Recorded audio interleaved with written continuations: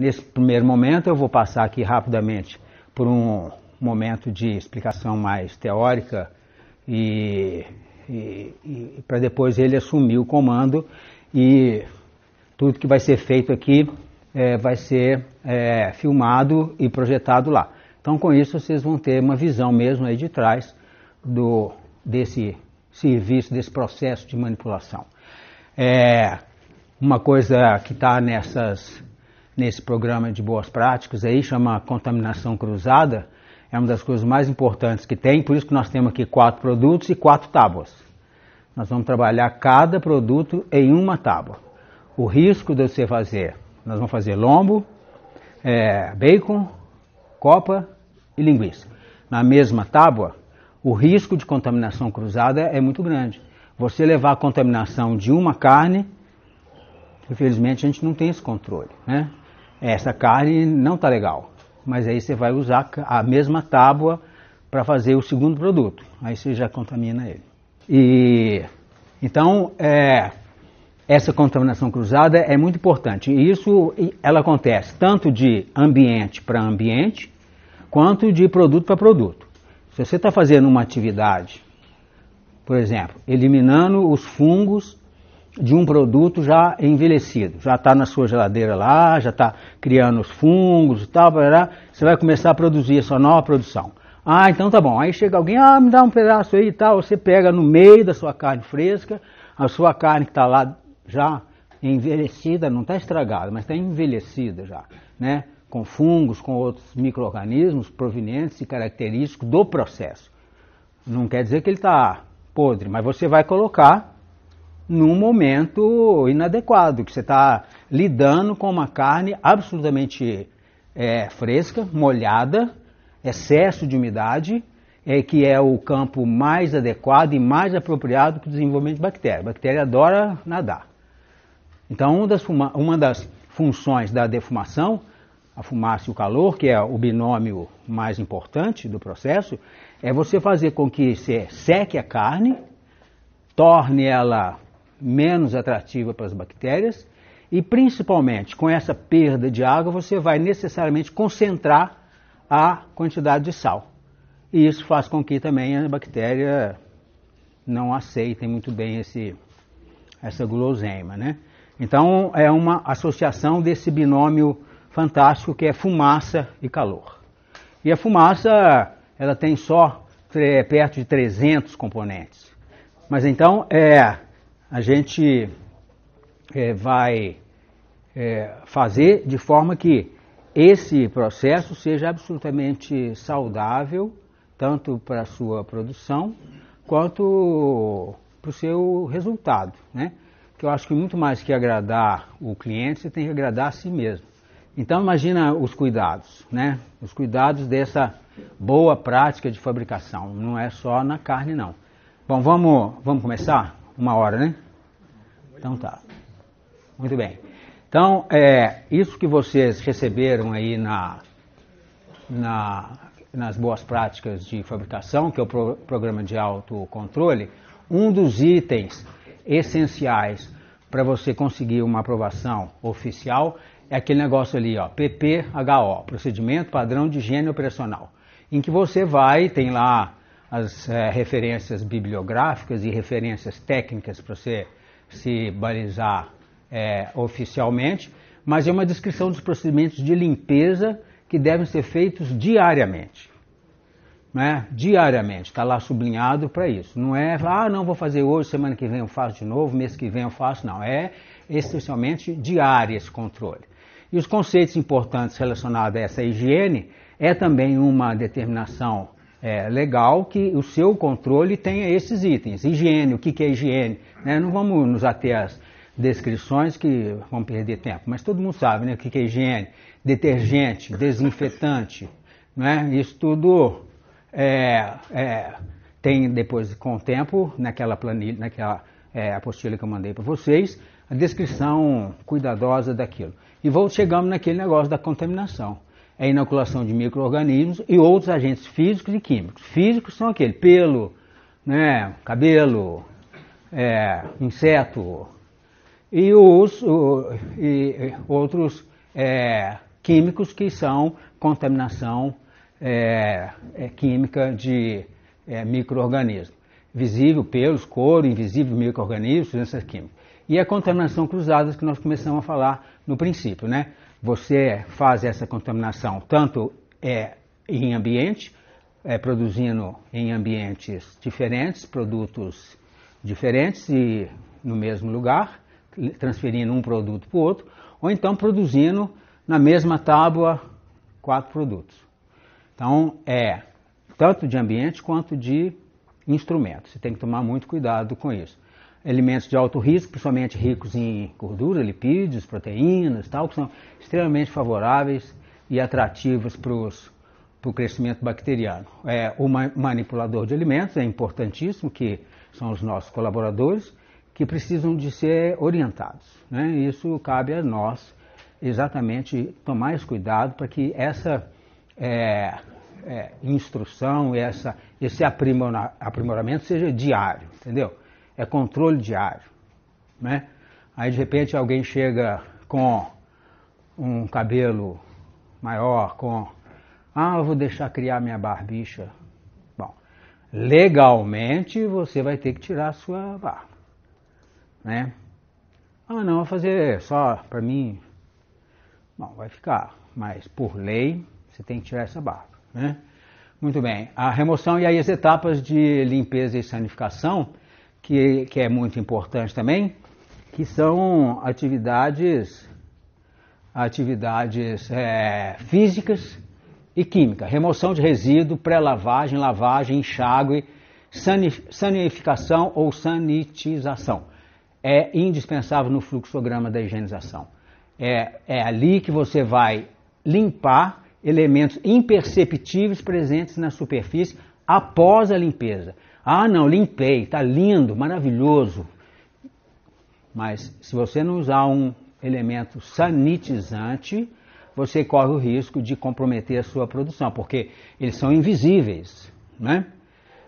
E a função básica, os princípios básicos da higienização, energia química, que é a utilização de produtos alcalinos e tudo mais, ácidos e tudo, cada um com sua função específica, mas a energia mecânica também é fundamental. Você tem que botar força ali, tem que esfregar com força, bucha, esfregão no chão, máquina, que as enceradeiras para uma estrutura mais pesada, para limpar piso também, porque de repente você está contaminando no chão, o chão está sujo, né? Energia térmica, sempre o aquecimento, tanto da água quanto dos produtos químicos, é interessante, vai aumentar a eficiência dessa higienização. O tempo de contato, apesar de que a gente considera, vou deixar muito tempo aqui nesse cloro, o efeito mais ativo e mais eficaz é o imediato, nos momentos iniciais. Você colocou adequadamente, concentração adequada, indicada pelo produtor e tal, você consegue, naquele primeiro momento, naquele choque, o maior número de eliminação de inimigos nesse momento. Depois, é claro que vai ajudar, mas esse primeiro momento ele é fundamental, né? Então, por isso que a concentração tem que ser observada, a quantidade, vou botar muito, não precisa, vai jogando dinheiro fora, tá desperdiçando, tal. Sempre instrução do produtor. Qual é a diluição recomendada? Pronto, segue a instrução do fabricante, que é ele que é mais preocupado com isso. Muito bem, os tipos de detergentes, alcalinos, ácidos, e tem lá a explicação, é baixa toxicidade, eficaz contra bactérias, o quaternário de amônio não requer enxágue, desde que não seja objeto de colocar o produto em cima dele. É muito próprio para chão, né? Muito bem, a água aquecida, a temperatura acima de 65 graus, sempre beneficia, como fosse um vapor, uma coisa assim, a higienização. E as áreas de manipulação e processamento. Os produtos, sem fazer propaganda, mas só citando, eu escolhi essa marca. Não é a única no mercado, existem várias, eu escolhi por recomendação da nossa responsável técnica, que é a doutora Lara Bonfim, que está aí citada nesse documento que eu mandei para vocês, é a nossa responsável técnica. Ela aprova essa empresa e os equipamentos que ela produz. Então, realmente não é obrigatório que se use essa fábrica, mas são os que a gente usa. Tem o detergente, o álcool, o alcalino clorado espumante para botar na higienização em geral, o desinfetante à base de quaternário de amônica, aquele que piso, paredes e tal, que não tem contato direto com o alimento. E esse não precisa enxaguar ele. Se ele ficar no chão, ele vai ser benéfico. Agora, não pode usar em cima de uma tábua. Se usar, vai ter que enxaguar, né? Muito bem, aí chegamos no segundo item, que é o nosso autocontrole, que funciona como controle e instrução e orientação dos nossos funcionários, né? A gente precisa, necessariamente, dentro de uma planilha que vocês forem preencher para atender as exigências do Ministério da Agricultura, descrever o quadro de funcionários e tal, identificação, aquela coisa. A admissão é importante, exames clínicos, toda aquela formalidade normal de uma contratação de outra empresa qualquer, né? Requisitos relacionados ao uso de uniforme. Aí já vai operacionalmente a gente fazer aquele autocontrole. Como que está o uniforme do seu funcionário? Ah, não, hoje eu vim com um boné cor-de-rosa. Tá bom, não tem nada contra cor-de-rosa não, mas você tem que usar uma touca branca. Ah, pode ser boné branco? Pode ser boné branco, desde que cubra o seu cabelo de forma eficaz. Ah, vai ter o cabelo mais compridinho, primeiro você tem que cortar. Se não cortar, então você vai usar uma touca debaixo desse bonezinho branco. Não tem problema. Mas isso é tudo orientação desse autocontrole que você tem que fazer e se policiar. E não adianta falar, não, hoje estou com preguiça. Não vai lá não. Aí pronto. Aí o negócio pode acontecer. Em caso de portadores de doenças, lesões e tal. Então, pessoas que estejam acometidas de enfermidades, com algum ferimento, algum machucado, eles são proibidas de trabalhar. Ah, mas não vai ter atestado? Vai lá, arruma um atestado, você está dispensado. Hoje você não pode trabalhar, né? Ah, mas eu vou pôr uma luva e tal, um band-aid. Obrigado. Então, realmente, isso é um ônus que a gente tem que cuidar com muito cuidado. Norma de higiene pessoal, né? São proibidos de cometer práticas inadequadas, fumar, isso, claro, óbvio, né? Mas comer, coçar a cabeça, ouvido, limpar a orelhinha com a unha grande, isso tudo não pode, né? E do sexo masculino deve ser barbeado, é isso que eu estava falando, né? Isso é legislação e para você atender exigências normativas oficiais. Eu quero um selo do IMA, da prefeitura, do estado, do governo, então tem que cumprir aquilo lá, né? Cabelo aparado, as toucas, o feminino, se for um cabelo muito grande que não cabe dentro da touca, vai pôr uma touquinha daquela descartável para segurar e tal. Unha curta, limpa, sem esmalte, sem base. Proibido o uso de qualquer tipo de adorno, anel, aliança, piercing, cremes perfumados. Isso tudo é absolutamente proibido e impossível de se aceitar. A forma de lavar. Então tem, mas todo mundo lava a mão. Lava, mas tem uma forma de lavar, né? Então tem que esfregar entre os dedos, tem que esfregar a mão, tem que lavar até a altura do meio braço e tudo mais, né? A forma de lidar quando você sai de uma área de produção e vai ao sanitário.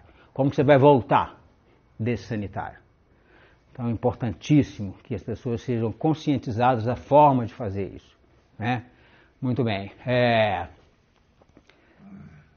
Acionamento de joelho é um equipamento interessantíssimo e necessário para uma instalação profissional. Você não tem torneira, você aciona a água com o joelho ou com pedal. Então você não tem torneira para contaminar o contato da sua mão, porque quem teve antes de você, aonde e como pegou nessa torneira. Então aciona com o joelho ou com pedal importantíssimo, né? Saboneteiras com sabonete líquido, outra saboneteira com álcool 70, para fazer com que a toalha de papel, é proibido toalhinha de pano, toalha de papel, jogar fora e pronto. Comer, fazer qualquer tipo de refeição, mascar chicletes, balas, palito depois do almoço, assim, é fantástico, né? Cigarrinho assim de palito no canto da boca. Entrar numa área de produção assim tem que apanhar, né? Proibido. Parece óbvio, né? Mas acontece, né? Lápis, caneta aqui na orelha também, perigosíssimo, né? O armazém do português ali, né? Ele não está lidando com carne, né? Está lidando com... Muito bem. A área de trabalho, ele tem que ser orientado para zelar pela essa área de trabalho de uma forma muito eficaz, né? Para que evite que objetos e agentes contaminantes atuem sobre esse nosso trabalho. E o cuidado com os utensílios. Olha para você ver, a quantidade de coisa que nós vamos usar. E eu trouxe aqui, e vão ser mostrado para vocês, a quantidade de equipamento, de utensílio, de material que é necessário para uma produção. Então, as pessoas têm que estar conscientizadas de que aquilo tem que ser absolutamente higienizado.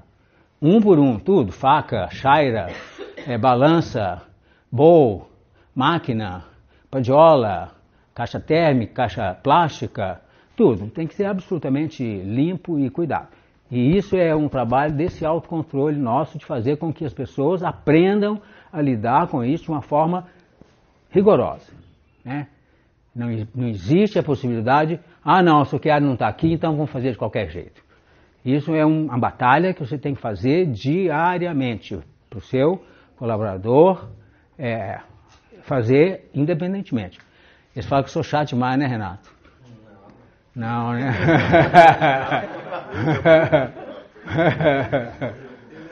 Ele é bobo. Bom, alimentação, né, pela legislação, você é obrigado a fornecer refeição, refeitório separado, tal, para essas coisas, né?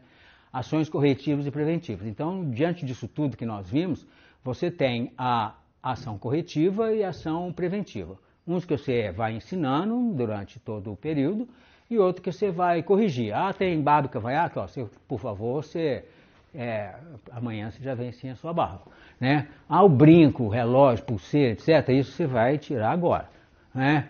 Perfume, volta lá para o refeitório, para o alojamento, toma um banho e tira esse perfume.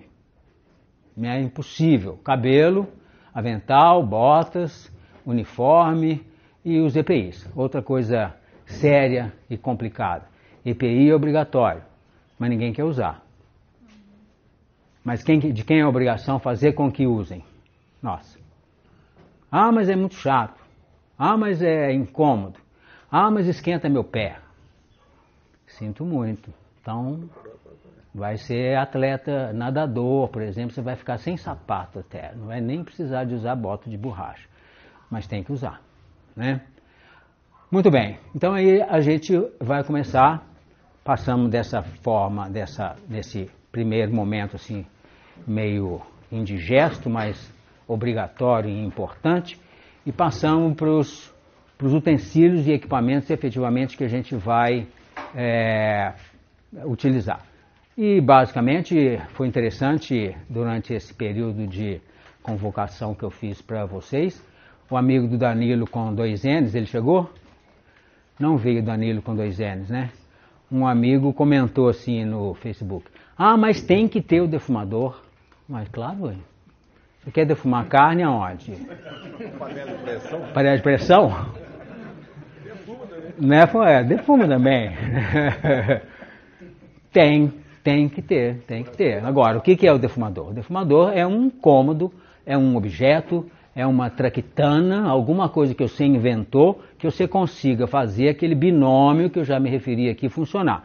Controle de temperatura e calor. De fumaça e calor. Tambor, nós vamos ver, é o primeiro item de defumador caseiro, extremamente barato, extremamente fácil de fazer, que a gente mesmo faz de hobby, de brincadeira. Nós vamos ver item a item ali. Então, tecnicamente, você tem que submeter a carne simultaneamente à fumaça e a temperatura aproximadamente 75 graus. Não pode ficar oscilando, 35, 125, isso não é legal para o produto, porque você imagina uma peça de carne desse tamanho e que vem a temperatura com uma madeira fraca. Aí chega, antes de chegar aqui no epicentro dessa peça, antes de chegar, o calor recua. Aí você vai lá e bota mais lenha. Aí ele vai de novo e não consegue ainda chegar no epicentro da peça. Volta de novo. Terceira, quarta tentativa. Na quinta tentativa o calor chega aqui no meio. Aí o que vai acontecer? Vai ficar uma mancha clara no meio, porque a carne não foi cozida. O calor passou menos 5 vezes ali no centro do que nas beiradas. Então o que vai acontecer? Vai ficar uma mancha no meio. Aí o que vai ficar? Parecendo que está estragado. Aí a hora que o seu cliente comprar a sua carne, fatiar e ter aquela mancha branca ali, está podre. Só que está podre, tem uma mancha branca aqui no meio e tal. Não pode acontecer isso. Isso tudo por causa da temperatura de 75 graus, que tem que ser medida com termômetro de espeto para você ver se lá dentro, no meio, tem os 73 graus aproximadamente de temperatura interna. Pode usar o auxílio de carvão brasa mesmo, junto para aumentar a temperatura, né? Pois é, mas aí você vai entrar em outros aspectos assim, de propriedades físico-químicas, né? Carvão, ele já não é mais madeira. A fumaça que a gente quer é fumaça que foi queimada de forma incompleta. O que é forma incompleta? Ela foi, não chegou a consumir completamente as propriedades da madeira. Ela foi, por causa da ausência suficiente de oxigênio, ela foi, ainda mantém as propriedades químicas que a gente interessa ter. Agora, o carvão você já está usando um outro elemento. Ele vai te ajudar a calor, mas ele vai piorar a qualidade da sua fumaça. Entendeu? E matéria de serragem? Serragem nós vamos ver também. A serragem é simplesmente pela escolha do tamanho do seu defumador. Um defumador de tambor, que nós vamos ver agora. O segundo, que é um defumador de manilha, que nós vamos ver em seguida, ele consegue chegar no 75. Mas já do porte do meu, ou outros de alvenaria que nós vamos ver aqui, a latinha de serragem não consegue aquecer 3 metros de altura de instalação. Então tem que ser lenha mesmo. Então, dependendo do tamanho do seu defumador, que é aquilo que eu falo lá, a escolha do tipo e tamanho. O defumador será determinada pelo volume de defumado que você pretende produzir. Não, eu quero produzir 200 quilos. Muito bem, o meu forno, aquele que nós vamos ver lá produzindo, a capacidade dele é de 200 quilos de produção. E você consegue fazer 200 cada vez. Ou não, um defumador de tambor faz 20 quilos. Então 20 quilos você consegue fazer facilmente com a serragem, uma lata de serragem que nós vamos descrever também como que é. Tipos de defumador. E aí que a gente começa concentrar aqui em 3 tipos de defumador que são os mais simples e os mais usuais. Tambor. 2 tambores de 200. Aqui, para não ficar uma apostila também muito cansativa, eu só coloquei o link. Onde tem o tambor, tá vendo aqui, ó? Nesses links aqui, ó, você tem exatamente essas imagens lá. Então é só entrar nesse link aí, que vai para lá e te ensina a fazer esse tambor, que vocês vão aprender aqui, só de ver também vocês vão aprender. Nem vai precisar entrar em link, nada. 2 tambores que você vai cortar um no meio e vai usar 1 tambor e meio. O tambor maior você vai retirar cuidadosamente a tampa desse tambor, a parte de cima, onde tem essas portinhas ali, ó. O tambor geralmente tem isso. Nesse processo aqui, ele vai servir como chaminé para sair a fumaça. Então é atarrachado aquilo ali. Aí eu quero mais calor lá dentro, fecha. Eu quero menos, abre. Aí a fumaça escapa mais, né? Muito bem. No fundo desse tambor, aqui embaixo, ó, você vai fazer esse corte aqui, ó, A, B, C e D, mantendo uma cruz ou um X aqui de 15 centímetros, que esse espaço aqui é que vai fazer com que o acesso da fumaça chegue à sua carne, né? Então tá lá, ó, lá embaixo o X cortado e aqui em cima 4 furos com as varetas de metal, de ferro, de aço, ou o que for, para sustentar a carne. Ali transversalmente você vai colocar outro, ou ferro, ou madeira, ou cabo de vassoura, ou o que quiser, de pendurar a sua carne, né? Agora o cabo de vassoura é lavadinho, viu, gente? Higienizado e tal, né? Pode ser aquele que pegou ali no banheiro, né? Exatamente. Ou então ferro mesmo, né? Outros ferros, outros pedaços de ferro cruzado ali, né? Muito bem.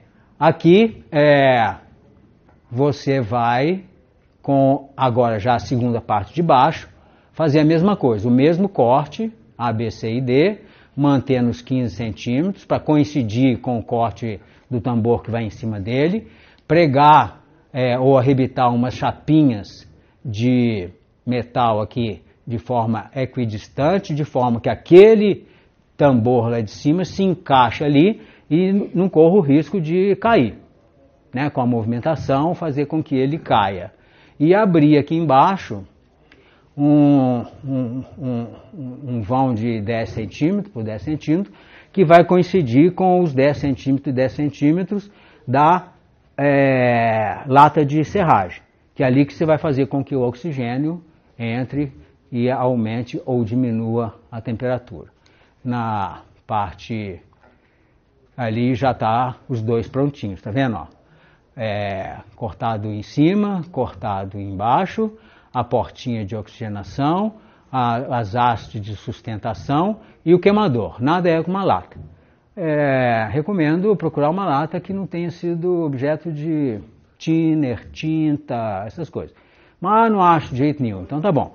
Taca uma fogueira lá, enche aquele negócio de lenha, taca fogo 3 vezes, deixa queimar para evitar a possibilidade de algum resíduo químico ficar nessa lata, né? Ou antigamente tinha muito, até de sabão de coco, gordura de coco, sabão não, gordura de coco, hoje não tem mais essas coisas, mas o cuidado é sanado com isso. Queimar ele lá dentro, por isso que ela está enrugadinha assim, tá vendo? Que ela foi exaustivamente queimada para que não permaneça nenhum resíduo químico nele.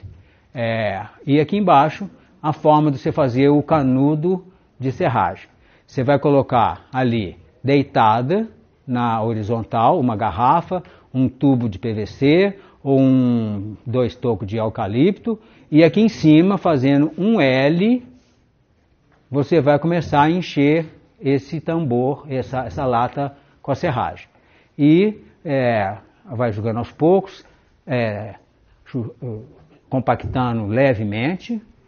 Quanto mais você compactar, você vai transformar aquilo em uma madeira, aspergir um pouquinho da água, né? Então é só para compactar, para não ficar muito frouxo, porque também pode ser que aí não termine a defumação o tempo todo, né? Não chega ao fim da defumação. Mas compacta assim de uma forma normal, sem exagero, mas e uma aguinha também para umedecer um pouco essa serragem. Muito bem, e aí estamos o defumador montado, ó. A tampa, aí põe alça, né? Alça para facilitar o manuseio, isso é legal. Ali já está as madeirinhas ou os ferros cruzados que vão sustentar a sua carne defumada ali dentro, tá vendo? E no primeiro momento, esse X vai coincidir com esse aqui. E esse buraco vai coincidir com o buraco da lata, para que facilite a oxigenação. A oxigenação vai entrar por ali, lá dentro está já a lata de serragem vai estar coincidindo com essa abertura, vai facilitar a oxigenação. Ah, mas está muito forte. Está muito bem. Então você vai pegar um pedacinho de madeira ou nos equipamentos mais sofisticados. Tem gente que faz aqui uma gavetinha aqui, entendeu? E quem tem habilidades e possibilidades, que fecha, abre, né? Ou então simplesmente um tijolo, um pedaço de madeira, alguma coisa só para evitar esse excesso de oxigenação que vai aumentar a temperatura. A outra coisa importante é o termômetro. Para você medir esses 75 graus aqui, se você quiser uma coisa absolutamente perfeita, você vai precisar de colocar um termômetro de haste nesse defumador. Fora disso, se você não quiser, você pode usar também um equipamento que todo mundo tem, que chama mãozômetro. Então você põe a mão ali naquela abertura que vai sair a fumaça. Ó. Se sua mão suportar o calor que está saindo, quer dizer que a carne lá dentro está suportando também. Se você colocar aí, quer dizer que a temperatura está alta. Então você vai fazer duas providências. Primeiro, fechar essa abertura. E segundo, cruzar inversamente esses 2x aqui, ó. Onde tem aberto, esse de cima vai fechar. Ou seja, com a ajuda da haste, você vai simplesmente girar a parte de cima e que vai diminuir esses acessos aqui, ó. Se esse buraco está igual a esse, vai entrar muito oxigênio. Agora, se esse X aqui de metal está fechando aqui, ó, ele vai quase que fechar. E ali, então, você vai controlando o seu mãozômetro lá em cima, de forma que você consiga manter essa temperatura adequada lá dentro, né? Agora, não, eu quero um termômetro. Simplíssimo, fazer um buraco ali, colocar uma luva, uma rosca e comprar um termômetro de haste e vai ficar enfiado lá dentro. Aí também é simples. Muito bem. Aqui tem todos as informações necessárias para você ter essas imagens e isso tudo mais. E, mais uma vez, o CPT, Centro de Produções Técnicas da Universidade de Viçosa, é um órgão extremamente eficaz e eficiente, prolífero em publicações, em vídeos, livros, DVDs e tudo mais, em que você pode adquirir. E eu posso fazer isso desde que eu cite a fonte. Então está lá, www.cpt.com.br, que convido vocês a visitarem e aprofundar nesse assunto. Muito bem, o segundo tipo de defumador é o defumador de manilha, que nada mais é que um defumador de tambor mais pesado. Ele vai ser construído numa base de alvenaria. Aqui é o tambor de cima e aqui é o tambor de baixo. Só que ali, ó, você não vai poder pegar o tambor e colocar lá dentro. Você vai ter que ter uma abertura suficiente para que essa lata de fumaça aqui entre lá para dentro. E a portinha, ó, tem uma outra portinha aqui, ó, que vai manter aqueles 10 centímetros ali de oxigenação. Então você empurra aquela portinha para lá, com a fumaça lá dentro, de forma que você consiga controlar. E vai colocar o seu produto lá dentro do defumador. A tampa pode ser a mais rústica possível. Aqui o Alencar está usando uma tábua simplesmente, né? Você pode fazer de madeira, de ferro, de latão, o que for, de forma que você ali está colocando a fumaça, a lata de serragem lá dentro, né? A tampa absolutamente rústica e uma saída para a fumaça. Está vendo que até a parede já está ali queimadinha, né? Ele usa aquela mesma posição sempre. Então a fumaça vai sair por ali. E é ali que você vai botar o seu mãozômetro para ver se está funcionando o calor lá dentro. Se você não quiser usar E aí é só colocar os produtos lá dentro, usar essa protuberância aqui natural da manilha, tá vendo? Para fazer aquelas varas que vão sustentar os produtos lá dentro. Muito bem, agora se você for meio exagerado e quiser uma produção maior, você pode botar 2 manilhas uma em cima da outra, né? Você pode fazer com que ele tenha uma altura maior, que você vai ter a possibilidade de colocar aqui um segundo andar, né? Vai ser difícil você ter acesso lá por cima, vai pegar uma escada aqui, vai ter que ter um gancho para pendurar lá e tal, mas é legal, é bonito como obra de arte, né? Um monstro desse no fundo do quintal, é legal, né? Mas aí depende. Né? Cobertura do apartamento também, o vizinho vai achar ótimo. também tem ali, né? E nesse link tem a descrição passo a passo da construção desse defumador, com composição de areia, cimento, proporção, tal, nivelamento, base, laje, tudo. Isso é pesado, né? Mas lá nesse passo a passo você vai ter tudo descritinho lá, é muito legal. Muito bem, mais uma vez o nosso grande amigo professor Alencar, que tem também esse outro link aqui para o YouTube dele e que vai explicar para vocês de forma... CPT? CPT, E aqui o terceiro tipo de defumador, que é o defumador de alvenaria, que é o mais eficaz e o mais eficiente em termos de quantidade e tal. A eficiência produtiva, tanto o tambor quanto a manilha, você consegue de forma idêntica, vai depender do que você quer produzir. Quer produzir 200 quilos, quer produzir 1000 quilos, quer produzir 20 quilos só para meu consumo, aqueles dois anteriores são mais adequados. Não, eu quero uma produção industrial, uma produção, apesar de artesanal, em proporções industriais. Esse é o defumador de alvenaria, que nada mais é do que um cômodo, tá vendo? É um quarto em que ele vai depositando as carnes lá dentro. É necessariamente essa valeta aqui para colocar o fogo, e que tem um grande inconveniente, né? Você não pode colocar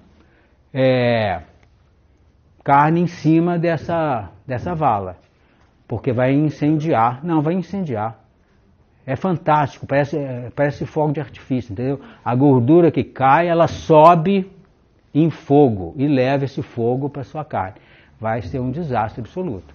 Aí o que faz? Aqui no nosso, nós fizemos um chapéu chinês em cima da nossa vala, entendeu? Então você consegue aproveitar o meio do defumador, ali que ele não está aproveitando, tá vendo? Ó? Ele colocou as carnes em volta, só nesse espacinho aqui, ó, em volta dessa vala, porque aqui vai ter chama viva. Se começar a cair gordura aqui, incendeia tudo, você vai perder, vai pegar fogo, literalmente. Mas se você fizer ali um chapéu chinês de zinco, de latão, de material de calha e tal, com uma abinha lateral assim para que a gordura escorra para as laterais sem cair lá dentro, você vai aumentar a utilização do seu equipamento de uma forma muito, muito eficaz, né? Então eu fiz aqui um croquis, tá vendo? Ó, em que você vê que essa vala, nesse modelo, ela deve ocupar 2/3 da extensão, da profundidade do seu defumador. Tem que ter essa portinha, esse acesso aqui, ó, de oxigenação, que a gente chama de tampa de oxigenação. Uma porta, né, nessa porta que vai ser instalado o termômetro, né, ou nas laterais, aí depende, mas geralmente na altura média, né, e nessa altura média vai ler para você que a altura média do seu defumador está a 75 graus. A parte de cima, como a tendência do calor é subir, você vai ter a parte de cima a mais adequada para você colocar as peças mais volumosas. E no meio as peças médias e embaixo as peças mais finas, né? Linguiça, quiabo, jiló, tudo que você quiser defumar, né? Mas ao contrário do que você imagina, aqui perto do fogo é a parte mais fria do defumador. O calor sobe e vai parar nessa laje ali de cima, tá vendo? Ó? Então é um corte, aqui tem a planta baixa, né? A valeta para o fogo, ali o respirador saindo, né? A porta, aqui, né? E aqui o corte AB, que é esse aqui, você vai ver nesse sentido, ali a valeta com o acesso da oxigenação e vai até 2/3 aqui de profundidade, de ocupação do espaço. Isso aqui não está em escala não, tá gente? Eu fiz no Paint, aí vocês vão fazer em função do espaço que vocês tiverem lá, né? Mas o importante é que essa vala tenha 40 centímetros, pelo volume, pelo tamanho Para você conseguir esse calor necessário, tem que ter realmente 40 por 40. Né? E aqui um corte C e D, em que você vê ela do lado. Né? Ali o ventilador com uma tampinha, que aqui você vai controlar a entrada de oxigênio. Aqui o termômetro, que você vai controlar a temperatura proveniente dessa oxigenação. Aqui vai ficar a lenha e aqui vão ficar as carnes penduradas, né, naquele sistema. Aqui em cima as peças mais grossas, no meio as peças medianas e daqui para baixo as peças mais finas. Né? Muito bem. Utensílios e materiais. Aí é isso tudo aqui, ó. Isso realmente é uma traquitana, né? É coisa demais. E quando eu mandei publicar, mandei para a gráfica, eu percebi que ficaram faltando algumas coisas.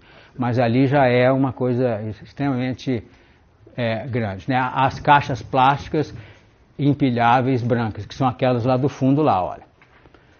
Elas são ótimas porque elas são empilháveis, e aí você consegue temperar e colocar cada uma peça individualmente ou conjuntos de peças individuais com o mesmo, né? Facas, importantíssimo, né? Que vários tipos, né? Para desossa, para manipulação normal, para cortes profundos e a chaira, importantíssima para afiar. Fora disso, tábuas de altileno, né, que extremamente higienizadas, mantidas limpas, obrigatoriamente com todo cuidado, periodicamente esfregar dentro daquele processo lá de esforço físico mesmo, né, e depois imersão em cloro, para que seja absolutamente mantida, higienizada e livre de contaminações. Luva de malha, mostra para nós, Renato. Essa malha de aço é importantíssimo na hora da manipulação da carne. Então, se você se você é canhoto, você vai usar a faca na mão esquerda e a luva na mão direita. Se você é destro, você vai usar o contrário. Você não precisa de duas luvas. A mão que você segura a faca, você não precisa usar a luva. Você tem que proteger a sua mão do corte e tal, né? Muito bem. Luva de procedimento, que é as luvas farmacêuticas que a gente compra e tal, é importante também ter e usar sempre, né? Máscara, hein? Sem talco. Sem talco, né? Agora, as máscaras de procedimento é aquilo que nós falamos. Depois de 2 horas de utilização, tem que trocar, né? Ela já não filtra a sua respiração de forma eficaz. Né? Balança, que é uma balança maior, né? Balança de precisão, isso mostra aí, Renato, isso é absolutamente necessário para você garantir a sua padronização da sua produção. O seu punhado, com essa mãozinha que você tem, é muito maior do que o punhado dela. Meteu nitrito e nitrato errado. Sal de cura. Sal comum vai ficar salgado. Então, balança de precisão em que o cálculo deve ser observado de forma rigorosa. Isso faz com que você tenha uma padronização da sua produção para o resto da vida. Né? Medidor de ml, termômetro de espeto, importante, mostra aí, Renato. Né, que é esse negocinho ali, tá vendo? Ó? Em que você vai ver a temperatura interna, né? 72 graus, pasteuriza a carne. Aí se você enfiar lá dentro, tiver 72 graus, quer dizer que o calor chegou lá dentro. Evita aquela... Oi? Quanto tempo esse 72 seria interessante? Pois aí como o processo leva 8 horas, quando chegar no meio da defumação, esse 72 já tem que estar lá. Agora, depois é lucro, mas 12 minutos é suficiente para pasteurizar, como já dizia o nosso mestre Pasteur, né? Mas você não precisa ficar 12 minutos, vai ficar mais, vai ficar o tempo todo. O importante é aquilo que eu falei no começo. Essa temperatura tem que ser constante e chegar lá e ficar lá no meio. Não adianta ficar indo e vindo, né? Que é... Igual esse termômetro de espeto, eu posso ter alguma dificuldade no meu defumador de abrir a porta e ter a fumaça aqui. Tira ele. Só que eu pensei o seguinte, se eu posso usar aquele termômetro igual forno industrial, alguma coisa, que você já espeta na carne, quando atinge a temperatura, o forno até desliga alguma coisa. Eu posso fazer assim com um termômetro desse? Mas eu não sei, não consegui entender como é que é. Esse forno industrial, sei. Ele já tem um termômetro interno dele de espeto também, que você já pode manter ele já espetado na carne. Sei. Eu poderia adaptar um desses no meu forno? Pode, desde que a leitura seja fidedigna, né? É que ele ficaria direto lá. Espetado direto nela. O inconveniente vai ser que vai ficar uma marca, esse instrumento que vai ficar enfiado lá na carne, no fim da produção, quando você for fatiar o seu produto, vai ter uma marca de um buraco dele. Vai ficar uma fatia com um buraco. E o seu consumidor exigente vai te dar bomba. Fala, pô, mas o que é isso aqui? Você vai ter que descartar. Aquela malha, ela pegar a temperatura da malha e não do meio da carne. Não, porque ele só pega a ponta da agulha, só pega a temperatura ali na ponta. Mas igual o senhor Guerra falou, vai ficar essa marca. Vai ficar essa marca. Mas monitora o processo completo, bem mais completo do que ficar abrindo toda hora a porta e ficar chuchando, né? Isso tudo é o que eu convido vocês a fazerem, né? Fazer, repetir, fazer 10 vezes, 100 vezes, 1000 vezes, e aí vocês vão chegar à conclusão, vale a pena ou não vale a pena? Não, eu vou tirar o produto aqui, nem que seja um minutinho, para espetar, para ler e voltar com ele. Agora, esse espeto por causa da temperatura e tal, talvez seja muito importante nessas peças grandes, igual pernil. Peças pequenas... Com uma hora, 2 horas, a temperatura já alcançou ali. Com certeza, né? Agora que perdeu ali de 5 quilos. Tem que... Pois e se você não fizer essa medida lá no meio dos 5 quilos, acabou. O risco de contaminação é imenso. Você vai ter um risco de que as bactérias são inteligentes. Ela vai fugir para o centro da peça. Que o calor não chega lá, ela vai correndo lá para o meio, entendeu? Opa, tá quente aqui, opa. Vamos embora daqui porque lá tá frio, né? Então se você não tiver esse espeto que vai mostrar como que tá o procedimento do calor lá dentro, você vai ter problema, né? Muito bem, seringa, medidor de ml, seringa de 10 a 60, porque igual você falou, uma peça de 5 kg, 10 kg, se você for injetar 10 ml, você vai morrer de trabalhar, né? O cálculo que a gente recomenda, que não é obrigatório, mas é o que a gente pratica, essa seringa é usada no processo de tempero por salmoura. E a gente recomenda, que a gente usa, não recomenda, a gente usa 10%. Então uma peça de 10 quilos você vai colocar 100 ml de 1 litro de água injetada, de salmoura injetada. Uma peça de 1 quilo você vai usar 100 ml. Né? Então, se for uma peça desse tamanho, você vai medir os ml, deixar num bowl e vai sugando aquela solução com uma seringona e vai injetando, né, uniformemente para que você espalhe esse tempero de forma eficaz, né? Muito bem, agulha e linha de costura que nós vamos usar hoje na copa, que é para envolver a copa numa membrana que pode ser da banha em rama. É uma peça que você compra no açougue, no frigorífico, que você tem o trabalho de tirar, eliminar essa banha e vai ficar uma película muito fina, parece uma tripa, mas é uma página. Pois mas você tem que comprar banha em rama. Fora disso, você pode usar tripa artificial, de colágeno ou de celulose. É o que a gente faz atualmente, entendeu? Cansei de fazer isso que você está falando aí, né? Porque você tem que tirar essa banha da tripa, e é um trabalho louco. E a forma mais eficaz de tirar essa banha dessa pele é colocar a banha em cima de uma superfície, pegar um copo e arrastar esse copo assim, ó, de forma vigorosa, aí a banha vai soltando. Aí vai ficar em cima da mesa só a pele. Então é um trabalho louco. Então esse método que nós vamos usar hoje, usando essas tripas artificiais, funciona do mesmo jeito e não tem esse trabalhão louco. De celulose ou de colágeno? Ou de colágeno, aí qualquer uma, onde você... Agora tem que comprar em São Paulo, não adianta ficar procurando por aqui não, porque é difícil achar.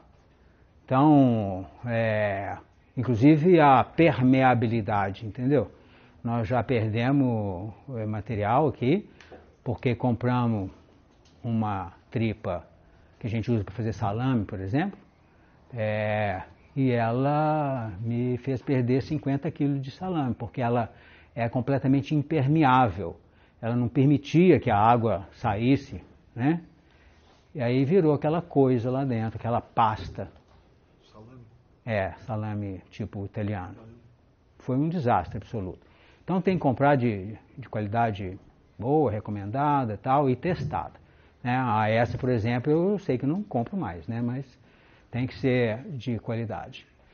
Agulha e linha que nós vamos fazer aqui para costurar, envolver a cabeça do lombo, para que você possa amarrar e dar o formato de copa de forma adequada, como se fosse um provolone. Se você fizer essa amarração direto na carne, você vai fazer com que esse barbante ele entre na carne, corte a carne e faça com que você tenha uma contaminação perigosa aí.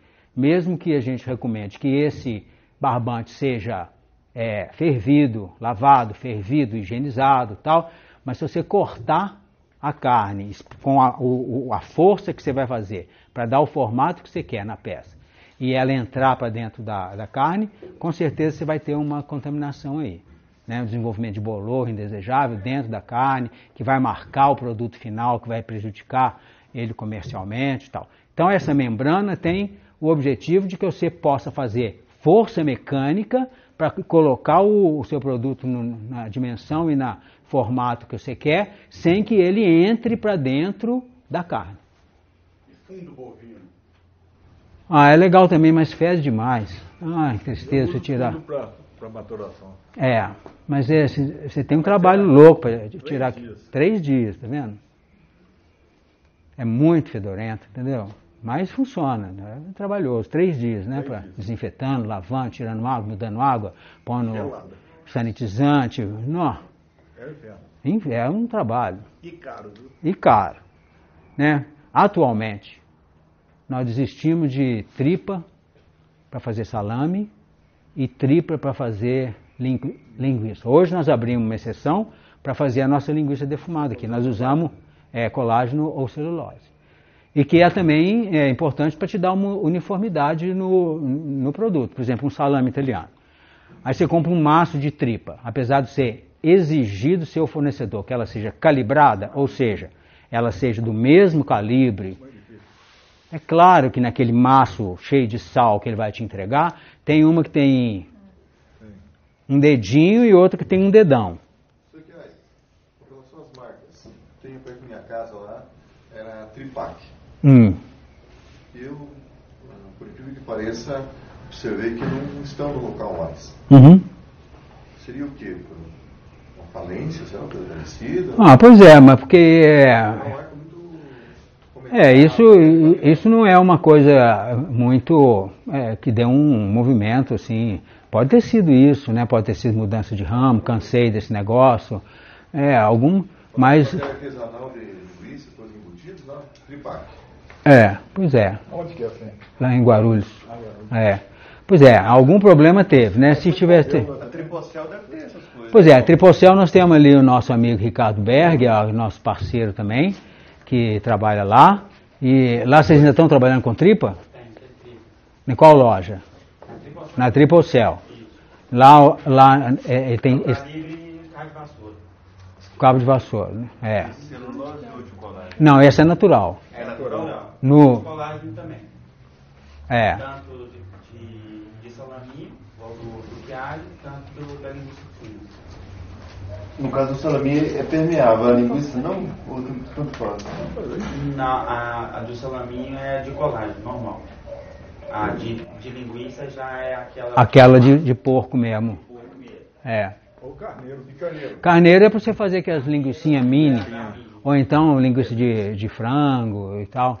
Né? A gente usa para fazer um prato muito usado aqui no nosso buffet, que é uma linguicinha caramelizada na cidra. Então a gente faz aquelas linguicinhas micro assim e frita ela na cidra. Ou seja, você não põe gordura. Aí você põe uma garrafa de cidra para uma quantidade de cidra adequada para que ela frite naquela cidra. A gordura que vai fritar é a gordura da própria linguiça.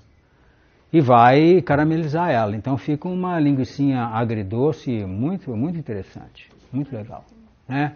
Muito bem. Aqui a máquina de moer, que é aquela traquitana ali, ó, que necessariamente precisa ser uma máquina possante e industrial se você tiver interesse comercial na sua produção. Senão pode ser máquina de moer, dependendo da quantidade.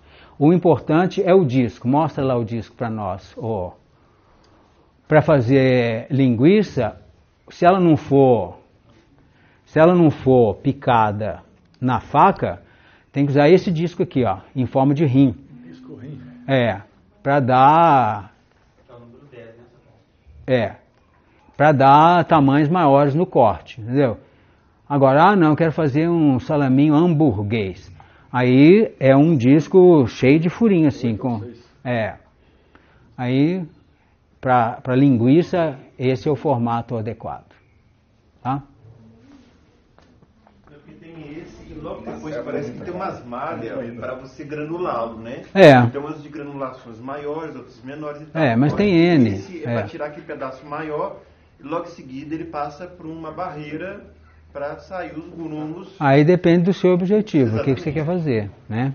Para linguiça nós usamos essa aqui, maior, para tentar imitar o que seria mais legal para uma linguiça caseira. O que seria mais legal é na faca, né? Mas haja faca, né? Haja braço, né? Para cortar 100 kg de carne picadinha na mão, né? Mas tem a máquina manual. Tem, né? Legal. Ótimo. Muito bem. O embutidor, que a gente chama de canhão, que é aquela outra traquitana ali, tá vendo? Ó?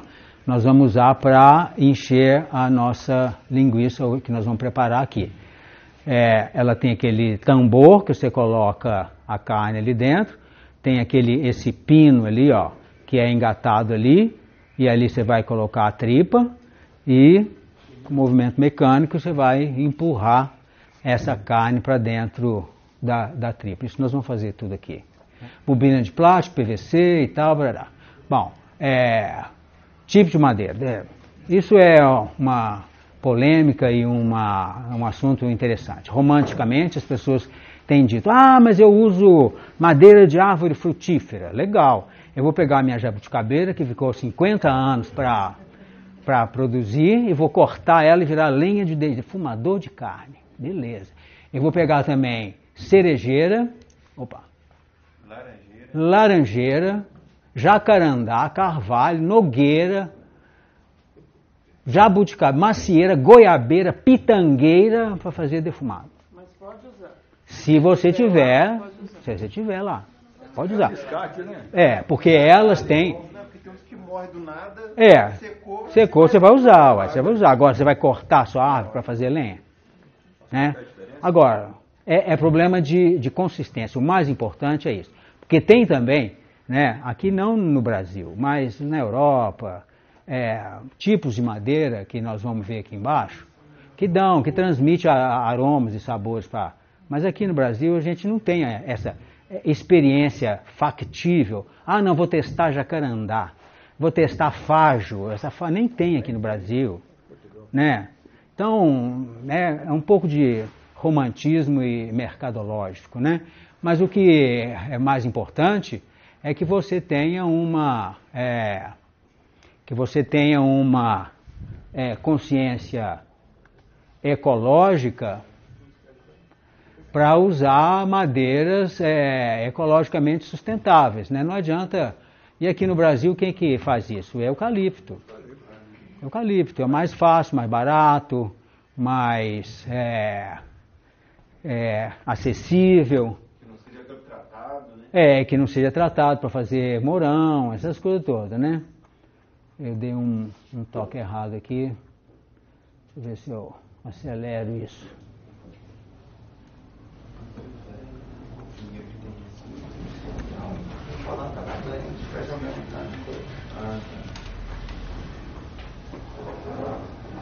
Aí, ó, tá vendo, ó?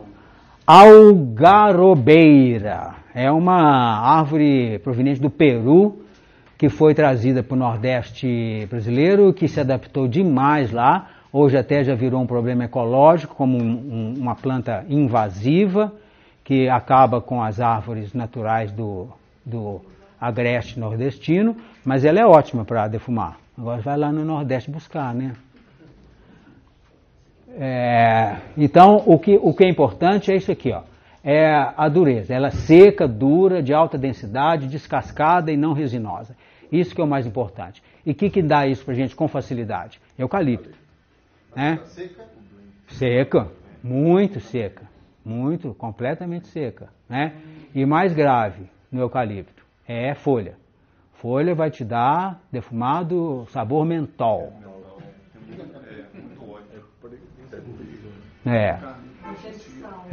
Mas é a folha que dá isso. Aliás, eu acho que você nunca deve usar folha para defumar, né? A não ser que seja uma folha de louro, né? Especiarias, um alecrim, sálvia, né? Isso é legal. Tomilho. Isso é claro que vai transportar o aroma pela fumaça e vai levar alguma coisa para dentro, para fora do seu defumado, né? Vai dar um saborzinho legal. Já a frutífera tem alguma restrição? A frutífera é madeira mole. Por exemplo, mangueira e abacateiro. É extremamente mole, dá um fogo extremamente fraco, não dá consistência de fogo, você não consegue manter o 75 por muito tempo, queima muito rápido e dá uma fumaça muito escura. Vai ficar um produto muito preto, entendeu? Então, não é legal. Eu teria aqui, né, uma fonte interminável de madeira para se fosse legal, mas não é. O que é importante é seca, dura, alta densidade, descascada e não resinosa.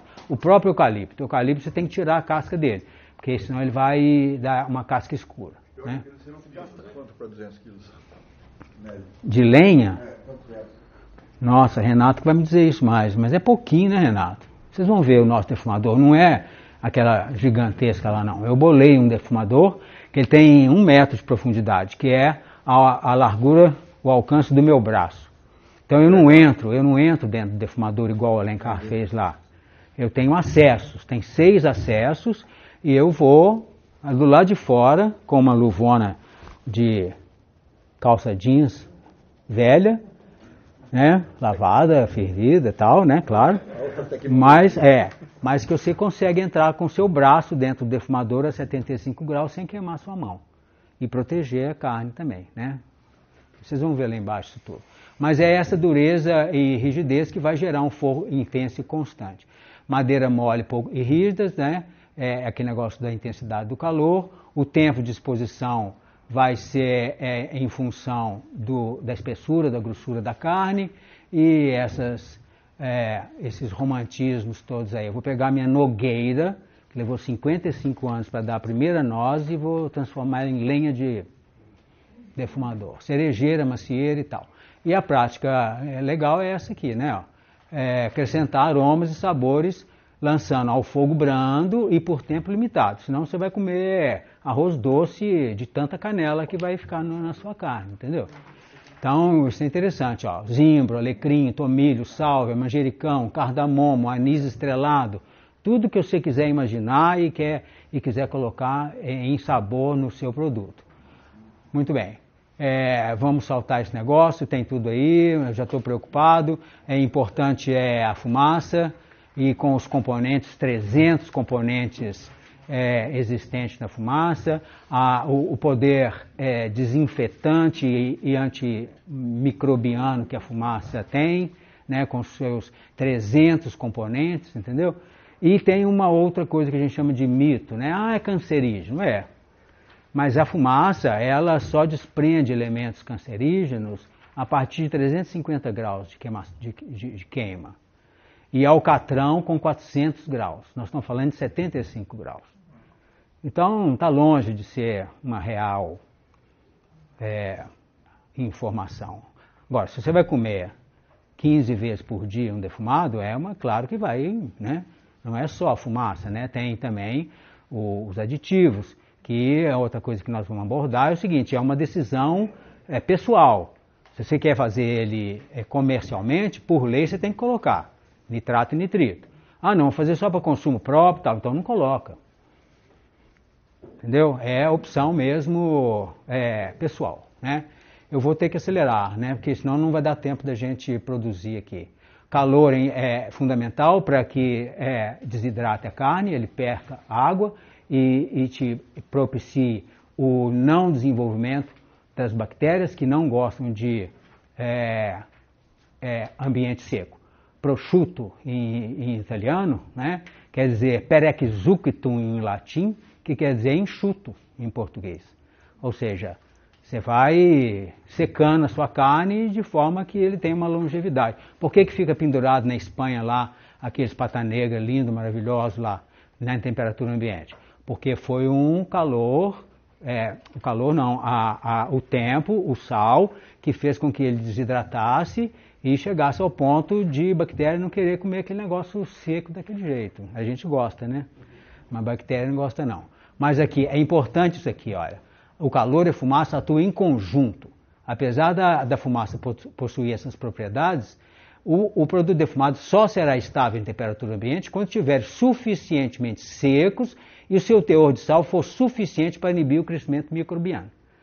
Então, realmente, isso é importante, né? É ambiente seco e a ajuda antibacteriana da fumaça. Muito bem, a cor, é interessante também, rapidamente, falar sobre ela.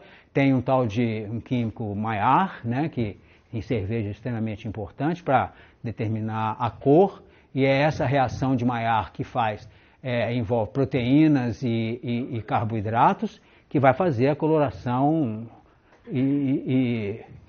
do seu assado ou do seu defumado. A temperatura é 50 graus para defumação de queijos e peixes, e 75 para carnes, né? O tempo de defumação vai depender do tamanho e tal, e aquilo que eu falei no começo, não sei se para todos. O uso frequente do equipamento que você desenvolveu é que vai te ensinar passo a passo, dia a dia, o que ele precisa. Como que você chega nos 75 graus de estabilização? Quanto tempo você leva para estabilizar essa temperatura de 75 graus e fazer com que a partir dali você vai contar o seu tempo de defumação. Então essa primeira hora, no nosso caso a gente sabe que o nosso defumador leva 1 hora para chegar a estabilizar em 75. Mas ele já ficou ensinado, né? Depois de 40 anos, ele quando chega em 75 parece que ele para. Aí é só manter, né? Aí o André está lá tomando conta da entrada de oxigênio, põe um pouquinho de lenha e tal, mas depois de 75 graus, que ele chega nessa estabilização, aí você começa a contar todo o período que for necessário. Só uma coisa, sobre a cor, eu já ouvi falar também de urucum líquido, se usa, é bom? Não? Pois é, mas você vai dar uma cor vermelhada artificial no seu produto. Eu sou meio avesso a qualquer coisa, até o bacon, né, que eles usam muito para colorir e tal, né? Eu não gosto não, eu acho que páprica é menos agressivo, urucum, né? Mas eu procuro usar o mínimo possível de corantes, mesmo que sejam naturais, entendeu? Mas é uma opção pessoal, né? Não tem nada... Para sabor? Sabor? Não tem nada a ver? Não, tá. Não. Muito bem, defumação a frio, que aí nós já falamos também, 50 graus com 25 a 33 graus no interior, o risco de não ter o calor para secar essa carne e o ataque microbiano ser mais intenso, é importantíssimo, né? Então, e a defumação a quente, que é 65 a 80, com a média de 75, né? Muito bem, vamos saltar isso tudo, que está tudo escrito aí, é fácil de verificar. A forma de se conservar pode ser na sua geladeira, pode ser em temperatura ambiente, mas vai perder muita umidade e vai ficar mais salgado, vai desenvolver fungo que deve ser selecionados e, se possível, identificados. Se identificar e não for um fungo prejudicial à sua saúde, prejudicial ao produto, com gosto de mofo, cheiro de mofo, você pode manter e até comer. Na Itália o povo come, né? Aqui, infelizmente, a gente tem que tirar o fungo que a gente cultivou durante um ano, porque ninguém compra no Brasil carne mofada, né? Então, o que vai fazer, né? Muito bem. Aqui, para fazer os 4 produtos que nós vamos fazer, lombo, bacon, copa e linguiça, nós usamos o lombo, que está aqui, a barriga para fazer o bacon, a cabeça do lombo para fazer o copa e o pernil traseiro para fazer a linguiça. A gente associa 1, 2, 3 ou 4 peças, partes dessa carne para fazer a sua linguiça. Nada isso representa que você está diminuindo a qualidade da sua linguiça. E nós não estamos propondo aqui fazer uma linguiça pura de pernil, linguiça pura de lombo. Não, nossa proposta hoje é fazer uma linguiça pura de porco. Agora, é tudo porco. E como você vai precisar de fazer uma maquiagem necessariamente em todos eles, vai sobrar uns pedacinhos assim e tal. O que tem que você misturar? Você vai achar uma mistura, uma consistência, vai render mais, você vai ter menos desperdício, você vai otimizar a sua produção. Agora, cuidado com a barriga, né? Mesmo a maquiagem que você fizer no bacon, se for muito gordurosa, e você passar tudo para a gordura, para a linguiça, vai ficar uma linguiça muito gorda, né? Então, isso é simplesmente uma questão de bom senso e usar, mas você pode usar sem prejuízo da qualidade da linguiça pura de porco. Porcentagem de gordura. Existe isso, mas você que vai desenvolver, você vai achar a sua, né? Por exemplo, eu uso 80-20. 80% de cabeça de lombo, 20% de pernil. Ah, não, mas eu gosto mais gorduroso. Então você põe 80% de cabeça de lombo e 20% de pernil. Ah, tá, mas aí o senhor não introduz um pouco de toucinho, não. Tem gente que pega toucinho, mói. Pois é, mas é o risco que eu estava falando de usar a barriga lá, ó. Porque a barriga nada mais é do que toucinho. Mas aí você vai vender linguiça de toucinho, né? Pô, então come bacon. Né? Vai ter o trabalho de moer o bacon para, né? Só para pesar, porque o toucinho é barato. Né? Eu quero fazer uma linguiça pura de lombo. Agrega valor na linguiça, né? Em vez de economizar, agrega valor. Não é? Muito bem. Muito bem, aí o tempero pode ser a seco e em salmoura, que são os 2 processos que nós vamos ver hoje. O seco você vai desenvolver, vai misturar, é isso tudo aqui, ó. Aqui nós já temos tudo separadinho, identificado, o que a gente vai usar para aplicar no lombo e no bacon, e outras que nós vamos colocar na salmoura para fazer o copa. E a salmoura você coloca, geralmente, 2 litros de água para cada quilo de carne. E vai fazer uma divisão de distribuição desse tempero. O açúcar, o sal e os aditivos, se você for usar, pode ser colocado diretamente na água. Os outros temperos que têm partículas maiores e tal, vai entupir a sua agulha. Então você faz um sachê, que a gente chama de boneca, para ser massageado dentro da água e soltar os aromas ali, né? O objetivo da boneca é exatamente evitar esse entupimento da agulha na hora da injeção. Aí pronto.